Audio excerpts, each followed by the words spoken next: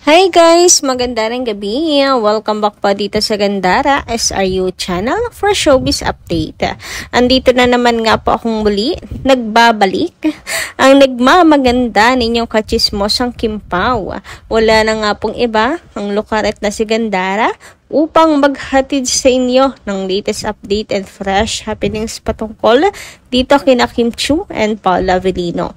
And para nga sa gabing ito, ayan, ay muli ko na naman pong gagambalain ang inyong gabi. Ako yung mambubulahaw na naman sapagkat meron na naman po tayong napakagandang update tungkol kina Kim and Paolo. So bago po kayo matulog, ay may papabaon po muna ako sa inyo para inyo pong bitbitin hanggang sa inyong panaginip. Huy! Sabay-sabay tayong managinip. Anyway, managinip ng maganda ngayong gabing ito. Matulog tayo ng masaya. Anyway, bago tayo mag-start, sa mga di pa nakasubscribe sa ating channel, pakiclick lang po ng subscribe button at notification bell na nariyan sa baba para mag-i-updated po kayo at ma-notify tuwing may bago tayong chika at balita hinggil sa Kim Pao. Basta mga balita na may kinalaman po kina Kim Chiu and Paula Avellino, sagot na natin yan. And sabi nga dito ni Nena Colobio, ayan, bilang panimula natin, sabi niya, sure ako, Kim Pao yan. Sa aman po, lokuha yan. Now lang nilabas. O, ha? So, ang tinutukoy nga po dito ni Kinang Nena ay ang larawan ng Kim Pao sa beach. Ay, hindi pa pala sure kung Kim Pao yun. Anino lang kasi. Pero, wag kayo. Meron na namang another one. Uy, meron na namang another one. Eto nga. Eto, hulaan nyo kung sino. Diyan na naman tayo. Puro shadow. Dinadaan-daan tayo sa shadow ng mga KP fans, ha? Abaw, at may pa-blind item na rin. Grabe. So, sabi nga dito, calling all Kim Pao fans. Pakisaw ko nga to. Sobrang nakakakilig eh. Hashtag Kim Chiu. So, ayan. And Paula Avellino, naka-hashtag rin po siya dyan. So, sino daw yan pakisaw ko? No, labas ang mga may matang lawin. Kung meron po kayong makikita. Kung Kim Pao nga ba i-touch, ayan na naman tayo. Pero, dinadaan-daan tayo sa anino, pero yung kilig hindi rin naman po nababawas. Ano, ganun pa rin. Kagaya na lang nitong picture na to. Hindi naman klaro kung Kim Pao, pero yung kilig ng mga fans sabay bongga. Pero wag kayo, tawang-tawa ako. Natatawa ako, ang ganda ng araw talaga. Good vibes lang. Tulad kasi ng nabasa kong comment na to. Kuhang-kuha niya ako sa comment na to. Yung wala kang third eye, pero parang magkakaroon dahil sa Kim Pao. Kasi nga pinapasok ko yung picture. Black and white nga. Shadow nga lang. Magkaka-third eye ka talaga yan nang wala sa oras. Magkakaroon ka talaga ng dahil sa Kim Pao. Yung malabo ang mata mo, pero lilinaw agad-agad, instant pagdating sa Kim Pao. Ay, ibang klase talaga. Anyway, dumako naman tayo dito sa komento ni Ma'am Mila Carillo. Maganda rin gabi. Sabi po niya rito, shoutout po pala sa inyo, Ma'am Gandara, bakit gano'n na lang? Ang pananakit nila kay Paolo, napakabait naman na tao. Kung may nakaraan, nagbago na yon. Kasi masyadong dinidikit ang ex kay Pao. Alam naman nila, nakaraan na yon. Ayaw na ni Pao yun dahil mayroon na siyang nagugustuhan. And yun ay si Kim na pinangarap na maghanap ng mahal niyang tunay. Inayon, huwag nilang pakalmanan ang buhay ng Kim Pao. Sinigurado niya ni Pao na si Kim na mahal niya. Wala na ibang mamahalin kundi si Kim. Pao, alagaan mo nyo ang bawat isa. Si Tadhana ang desisyon ng buhay.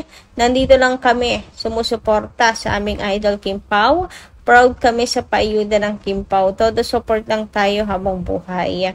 100% makakamit na nila ang pangarap kasama ang future nyo. Love always. God bless them both. Ingatan mo. God bless. Love always. God bless. Ingatan mo. Pao si Kim. Ayan, Ma'am Mila Carillo, sensya na, nahirapan ako. Ang dami kasing typo error, pero sana na ko naman, na-interpret na ayos yung nais yung iparating, no? Anyway, shoutout pa rin po sa inyo, Ma'am Mila Carillo, and huwag kayong mag-alala kung masyado sila kay Paolo. Yung mga salita na yan, masakit man, pero wala na yan, kina Paolo. Wala yan, di po yan tatalab, Mamila. Kaya wag kayong mag-alala. Sabi naman ni Ma'am Norma Dayag dito, Gandara, good PM. Inspired ako sa mga positive vlogs tungkol sa Kim Pao. Gandara, yes, happy ako sa sinabi ni Pao na ang namimiss niya walang iba kundi si Kimi lamang.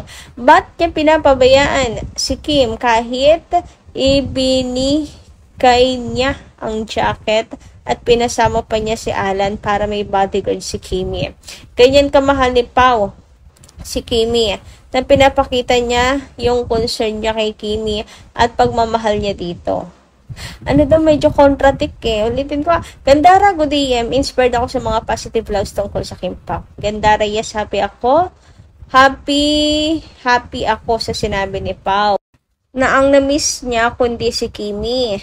Ba't di niya at hindi niya pinapabayaan si Kimi siguro, kahit ibinigay niya ang jacket at ipinasama pa niya si Alan para may bodyguard si Kimi. Ganyan kamahal ni Pao si Kimi na pinapakita niya yung concern niya kay Kimi at pagmamahal niya dito. Gandara, from a reliable source, nakapitbahay nila sa Cebu at mag-asawa na silang dalawa. Kaya I do believe na yung wedding nila na dito sa Pinas ang kulang. Para sa mga fans naman nila dito sa Pinas ay magbubunyi para sa kanilang dalawa.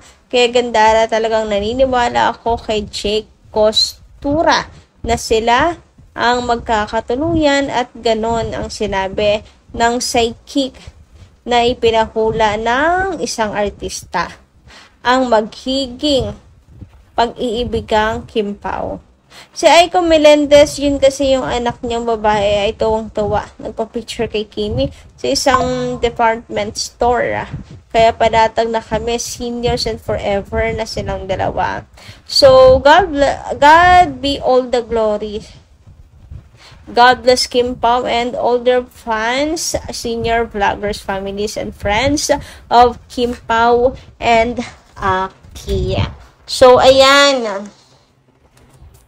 Dumako naman tayo dito sa pinaka-sentro na ating update ngayong gabing ito. Tungkol po ito sa biyahe ng Kim Pao nung nakaraan papunta po sa England for ASAP. So, alam naman natin po na nauna si Paolo Avellino, nauna si Kim Chiu, then sumunod po si Paolo Avellino. Hindi sila sabay. Pero ganun pa man, may pambawi naman po si Paolo kay Kim dahil kaya't kanya pong binitbit ang kanyang camera. Way of panlalambing ni Paolo kay Kim. Siguro isa po ito sa kanyang love language.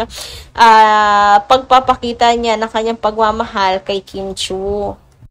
And dahil nga sa hindi sila magkasama, so bawi na lang si Paolo sa pagpipicture. Nagbaon na lang po siya ng camera.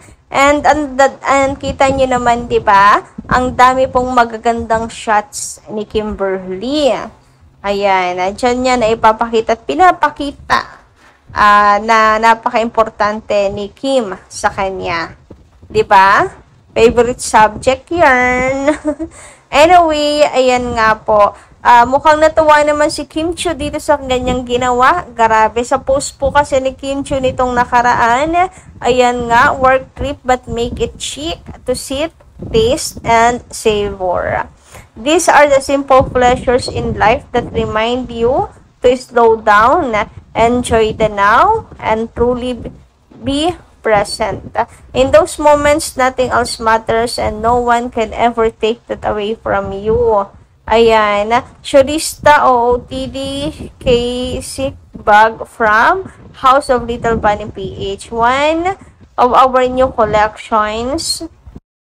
And ayun nga, bilang panghuli po ni Kim Chiu sa kanyang post, ay naglagay lang po siya ng link kung saan po kayo makakapag-shop at makakabili po nung latest design na yan. Ayan, ang huli po niyang itinipe dito ay #BOTD, pero wag ka, binago po rin yan agad ni Kimberly. Pagmasdan nyo nga po ng maigi kung ano yung binago ni Kim. Diba? Kanina #BOTD lang ang last, pero agad-agad po ay inedit niya yan at nilagyan ng thanks tapos emoji na cameraman. 'Di ba? Ay cameraman, camera lang pala 'yun. Naglagay po siya ng thanks referring po sa kanyang cameraman. Kung sino man, nagpapasalamat po siya. So, nagpahabol si Kim Chiu. Na-screenshot po agad yan, syempre, bilang pruweba. O, 'di ba? Nilagay po niya, so included si Paolo Avellino doon sa kanyang pasasalamat na yan. Ayan, di ba? So siguro natuwa talaga siya na may dala pong camera si Paolo Avellino. Anyway, hanggang dito lang muna nating update. Maraming salamat po sa inyong pakikinig. Kita kasi po muli tayo sa susunod nating chika. Maraming salamat.